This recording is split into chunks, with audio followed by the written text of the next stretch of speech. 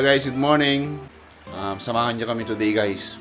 Punta tayong Toyota La Union. And guess what? Maglalabos ulit tayo ng sasakyan guys. Pa-blessing Lord. Kaya tara. Actually guys, itong sasakyan na to matagal namin pinag-isipan kung kukuha ba kami.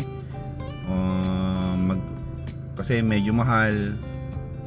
And wala pa sa budget. Pero sa tingin ko, sa tingin namin, kailangan na namin kasi gagamitin namin siya for our business. So yun, kailangan namin ng mas malaking sasakyan para mas marami kaming makakarga. And also, malaki yung family namin. Wala kami lumalabas. Kulang kami sa isang sasakyan. So pag kinuha namin to, isang sasakyan na lang gagamitin namin. So guys, tara, samahan niyo kami. May appointment? Meron.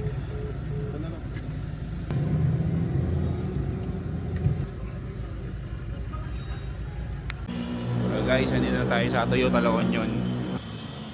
Ang unang gagawin muna natin guys is ipapa-PMS muna natin itong pick up. And then, pasok na tayo sa loob. Para kunin natin yung bagong sasakyan natin guys. Tara. Ito naman po yung mga documents po ng sasakyan dito. Ayun guys, habang iniintay natin yung unit natin guys, tingin-tingin muna tayo ng mga sasakyan. Ito mga uso ngayon hybrid cars, mga electric vehicle, tapos meron ding, pwede ding merong gasolina. Pag nawalan ka ng gasolina, pwede pa rin siya. Kain muna tayo guys habang naghihintay tayo.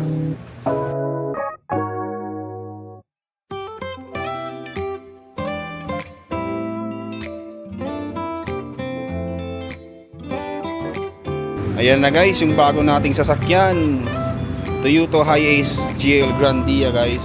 Thank you Lord sa bagong sasakyan, sa bagong blessing. Thank you so much Lord.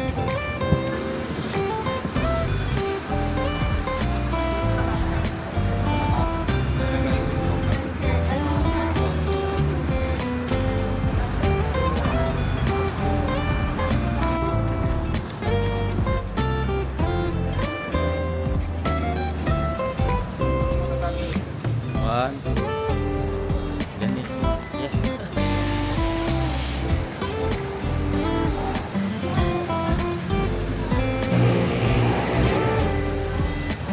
Ma'am, thank you.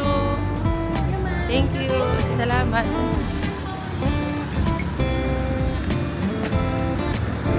Hello, anya met ti mariinam tagta. Aki naragsak Naragsak ka bakit? Andaman ti barbaro nga lugan mo. Thank you Lord. At tama ni Barong Alugang tapay ko mata Iblas Pinapolis na business ta. Ang sarap mag-drive ng mga pinapangarap mong sasakyan. Diba guys? Let's work hard para sa kinabukasan.